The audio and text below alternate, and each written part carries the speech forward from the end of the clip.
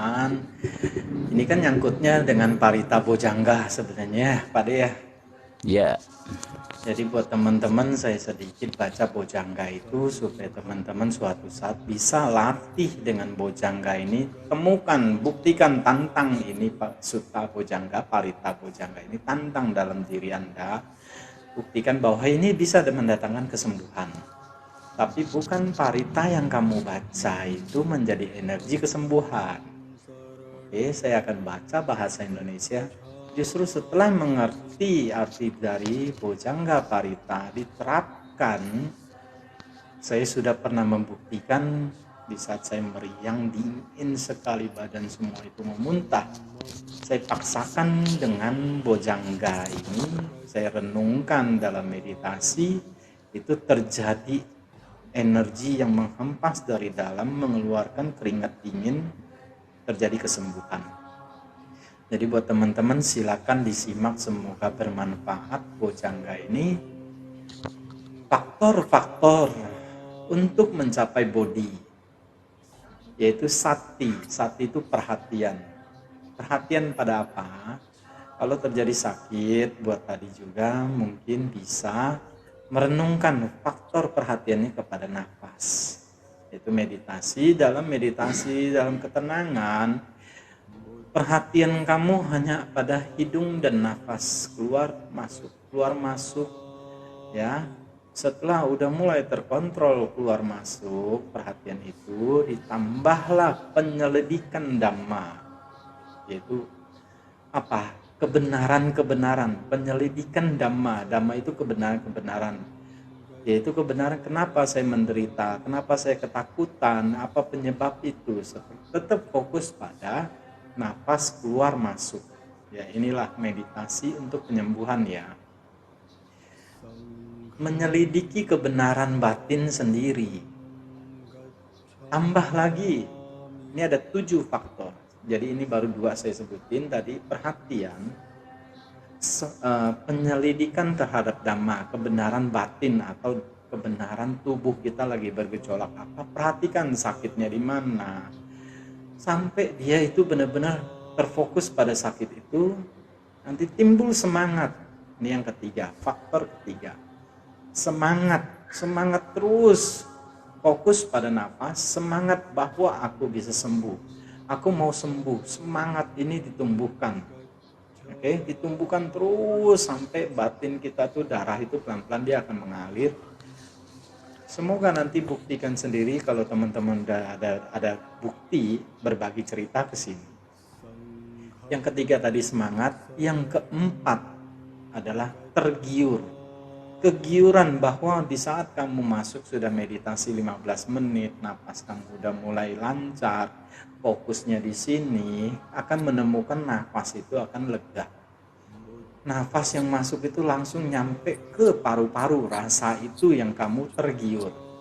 Terus tergiur akan rasa entengnya nafas yang keluar masuk, itu akan menimbulkan suatu keajaiban yang luar biasa.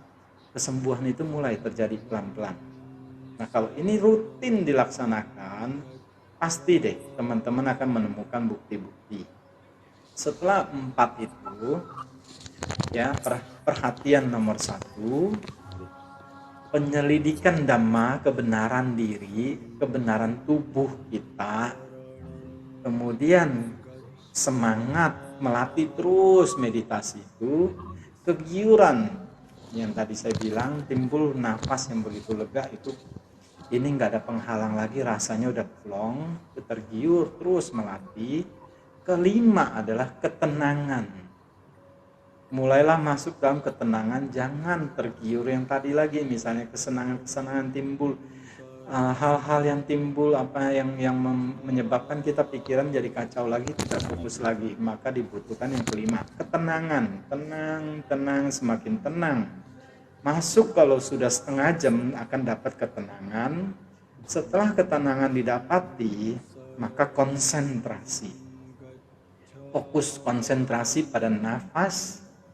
Kemudian titiknya penglihatan kita menjadi gelap, biarkanlah gelap itu taruh di depan jidat kita, itu konsentrasi taruh di situ. supaya nggak kebawa lagi ke tubuh, ke ini, ke ono, supaya fokus pada satu objek. Oke, fokus pada objek. Yang ketujuh, keenam adalah samadhi, konsentrasi tadi ya. Yang ketujuh adalah keseimbangan. Keseimbangan itu kita tidak melihat lagi namanya sakit, sembuh menjadi faktor daripada pencarian dari kesembuhan. Tapi seimbang dari segala pikiran, rasa, semua itu mulai diseimbangkan dan mulai ditiadakan. Sehingga keseimbangan yin dan yang dalam tubuh itu menjadi seimbang, dia akan berjalan. Qi, orang bilang qi, dia akan berjalan dan memutar, menembus itu yang dialami oleh Eyang Titik Puspa. Inilah 7 faktor yang dibutuhkan seseorang untuk mendapatkan kesembuhan, ya. Hal ini, ketujuh faktor ini telah diajarkan dengan jelas oleh Sang Mahamuni. Bila dikembangkan dan selalu dilatih, akan, nah buat teman-teman yang demen belajar kesaktian, di sini akan menghasilkan abdinya kemampuan batin luar biasa. Ya, silakan buktikan teman-teman semua. Saya sih sudah pernah menembus itu sampai dorongan energi keluar, keringat dingin keluar, dan gak butuh obat, sembuh saat itu, meriang itu. Ya, di sini pun selanjutnya Buddha pun pernah mengalami sakit yang sama, dan suta ini diulangi oleh siswa Buddha sehingga Buddha merasa senang dan terpusat, penyakitnya pun sembuh pada saat itu. Inilah Bojjhanga Parita, diulang-ulang. Jangan jadikan parita itu seperti mantra kesembuhan, tapi enggak. Parita atau apapun itu praktek, ya, buat teman-teman, praktek. Ini Buddha mengajarkan praktek, bukan percaya ini sesuatu mantra menyembuhkan. Enggak, praktek, buktikan.